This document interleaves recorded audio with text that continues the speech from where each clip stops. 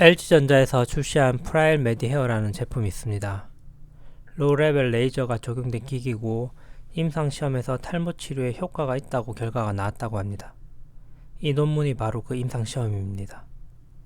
메디컬 레이저스라는 저널에 게재되었는데요. 이 저널은 대학의학레이저학회에서 발간하는 것이고요. SCI나 매드라인에 등재된 저널은 아니어서 저널 임팩트 팩터는 없습니다. 저자를 보면 분당 서울대학교 병원 피부과와 LG전자가 함께 진행한 연구입니다. LG전자에서 연구비를 받았고요. 우선 서론을 보시면 탈모는 남자, 여자 모두에게 여러 측면에서 삶의 질을 저하시킵니다. 특히 안드로겐성 탈모는 남자에게 생기는 가장 흔한 탈모의 형태입니다. 현재까지는 바르는 미녹시딜, 먹는 피나스테라이드, 즉 프로페시아가 안드로겐성 탈모의 표준 치료로 미국 FDA 승인을 받은 상태입니다. 한편 로레벨 레이저 테라피 LLLT라는 열이 없고 강도가 낮은 레드 혹은 니얼 인프라레드 레이저를 조사하는 치료 방법이 있는데요. 이런 걸 포토 바이오 모듈레이션 혹은 포토 바이오 스티뮬레이션이라고 합니다. 이런 치료 방법은 상처 치료, 신경 재생, 통증 조절, 그리고 탈모 치료에 효과가 있다고 알려져 있습니다. 연구 방법을 보시면 이 연구는 분당 서울대학교 병원에서만 진행된 싱글 센터 연구이고 메디헤어를 적용한 시험군과 그렇지 않은 대조군을 무작위로 배정하여 진행하였습니다. 피험자와 연구자가 모두 군 배정을 모르게 한 이중 눈가림, 즉 더블 블라인드 상태로 진행을 했고요.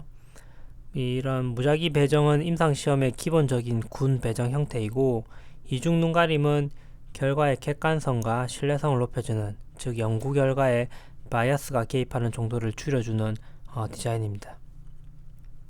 나이가 19세에서 65세이고 안드로겐성 탈모가 있는 48명의 건강한 남녀가 이 연구에 참여했습니다.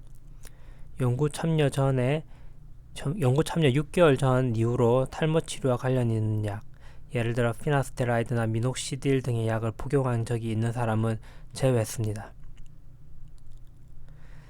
시험군에서 사용한 기기는 LG전자에서 만든 프라일 HGN1 제품이고 대조군에서는 프라일과 모양은 같지만 로레벨 레이저가 아니라 조직 재생에 아무런 영향을 주지 않는 백색 LED 강이 조사되는 기기를 사용했습니다. 그러니까 피험자는 자기가 무슨 기기를 쓰는 군으로 배정받았는지 모르겠다는 것이죠. 발모 효과를 비교 분석하기 위해 두피에서 지름 1cm 부위의 머리카락을 길이가 3mm 정도가 되게 잘랐습니다. 양군을 무작위 배정을 했는데 그 사람 수가 1대1이 아니라 시험군, 대조군 사람 수가 2대1이 되게 배정을 했습니다. 좀 특이한 면인데요. 보통 무작위 배정 임상시험은 양군의 연구 대상자 수를 1대1이 되게 배정하는데 왜 2대1로 배정했는지, 그렇게 할 수도 있지만 왜 그렇게 배정했는지에 대한 이유는 논문에 나와 있지 않습니다. 각 군은 배정된 기기를 일주일에 3번 27분씩 사용하도록 안내를 받았습니다. 총 연구기간은 16주, 약 넉 달 정도이고 처음 외래를 방문했을 때 8주, 16주 후에 필요한 자료를 수집을 했습니다. 이 연구의 가장 중요한 평가 변수는, 즉 1차 평가 변수는 타겟 부위에서 처음에 비해 16주 후 머리카락 밀도의 변화입니다.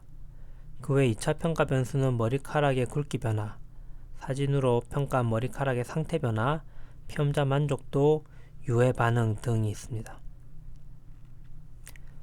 결과를 보시면, 표의를 보시면요. 시험군에는 남자 24명, 여자 8명 해서 32명이 배정되었고 대조군에는 남자 15명, 여자 1명 해서 16명이 배정되었습니다. 그래서 총 48명이 이 연구에 참여를 했습니다. 나이, 키, 몸무게는 양군 사이에 통계적으로 유의한 차이가 없었고요. 처음 방문했을 때 머리카락 굵기와 밀도를 비교한 결과는 있는데 이거를 비교한 통계 결과는 제시를 안 했습니다. 숫자를 보면 굵기, 헤어 thickness는 시험군은 77.66mm 마이크로미터, 대조군은 76.94 마이크로미터로 별 차이가 없어 보이고요. 그런데 1차 평가 변수인 헤어 덴시티, 머리카락 밀도는 베이스라인이 되는 머리카락 밀도가 시험군은 77.23 개이고 센티미터 제곱당 77.23개이고 대조군은 95.56개입니다. 그리고 표준 편차가 시험군은 17.34, 대조군은 18.56이어서 표준 편차는 크게 차이가 없으니까 이 직관적으로 보면 베이스라인의 머리카락 밀도가 좀 차이가 있어 보입니다. 즉 시험군보다 대조군이 좀 높아 보이는 거죠. 그냥 같은 비슷한 헤어 덴시티를 가진 군이 무작위로 잘 배정이 된 것 같은 느낌이 아닙니다. 그리고 이 차이가 한 19 마이크로 19개 정도 되고요. 근데 이게 통계적으로 유의한 차이인지 아니면 숫자는 좀 차이가 있어 보이지만 통계적으로는 차이가 없는 것인지는 이렇게 p-밸류, 이 통계 결과를 제시 안 했습니다. 그리고 그림 4A를 보시면요. 이 그림 4A가 1차 평가 변수인 머리카락 밀도 변화를 꺾은 선 그래프로 나타낸 건데요. 시험군은 베이스라인에 비해서 8주 밀도가 6.95개, 16주 13.67개로 증가를 한 반면에 대조군은 8주 후에 0.21개 감소를 하고 16주 후에는 3.19개로 감소를 해서 16주 변화량은 시험군이 대조군에 비해서 유의하게 높았고 그 차이는 센티미터 제곱당 16.86개입니다. 이건 베이스라인 값을 보정해서 엔코바라는 통계 방법으로 비교한 것인데요. 근데 그냥 단순하게 보면 시험군의 머리카락 밀도는 베이스라인 77개 정도 됐거든요. 그래서 16주 후에 14개 정도 증가했으니 절대값은 93개 정도 되는 거죠. 대조군의 베이스라인의 밀도는 96 정도 됐고 16주 후에 3이 감소했으니까 93이 됩니다. 그러니까 절대값은 머리카락 밀도의 절대값은 사실 같은 것 같거든요. 변화량을 비교하면 시험군이 확실히 좋은 것 같고 통계적으로도 시험군의 변화량이 더 큰 게 맞는데요. 절대값을 비교하면 16주 양군의 머리카락 밀도는 차이가 없는 것 같습니다. 그런 식으로 이 논문에 기술을 한 건 아닌데 제가 데이터를 좀 꼼꼼히 보면 그런 것 같습니다. 그리고 이제 4B, 그림 4B는 머리카락 굵기 변화를 보여주는데요. 16주 후에 시험군은 머리카락 굵기가 11.8 마이크로미터 증가했고 대조군은 3.45 마이크로미터 감소를 해서 변화량 차이가 15.26 마이크로미터이고 양군 간의 통계적인 차이가 있다고 기술되어 있습니다. 근데 보통 이런 꺾은 선 그래프에서 에러바, 이건 표준 편차 같은데요. 에러바가 이렇게 겹치면 보통 통계적인 차이가 없거든요. 근데 아무튼 p-밸류가 0.001 미만으로 통계적인 차이가 있는 것으로 결과에는 기술이 되어 있습니다. 그리고 그림 5A는 머리카락 상태를 사진을 찍어서 A는 3명의 연구자가 평가한 결과이고 5B는 피험자 본인이 16주 후에 발모 효과에 대해 스스로 평가를 한 것인데요. 이 결과는 양군 간의 차이가 없었습니다. 그리고 모든 피험자에서 심각한 부작용은 발견되지 않았습니다.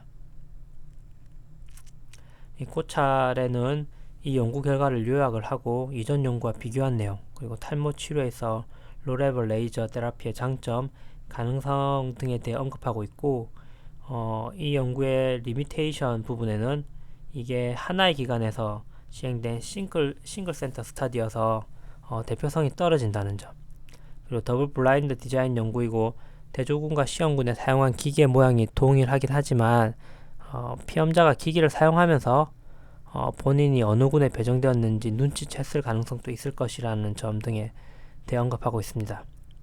하지만 이 연구의 가장 중요한 1차 평가 변수인 머리카락 밀도의 베이스라인 값이 크게 차이를 보인다는 점에 대해서는 언급이 없습니다. 결론적으로 저자는 로레벨 레이저를 적용한 이 기기가 탈모 치료에 안전하고 효과적인 치료 방법이 될 수 있을 것이라고 말하고 있습니다. 제 개인적으로는 피험자 수를 어떻게 산정했는지, 즉 파워 애널리시스에 대한 언급이 없는 점, 그리고 양군의 피험자 수를 1대1이 아니라 2대1로 배정을 했는데 그 이유를 제시하지 않은 점, 그리고 1차 평가 변수의 베이스라인 값이 큰 차이를 보이고 이 차이의 통계적인 유의성에 대해 언급이 없는 점, 그리고 연구비를 지원한 회사, 즉 스폰서 직원 3명이 공저자인 점 등을 감안을 해서 이 연구 결과를 해석해야 할 것 같습니다.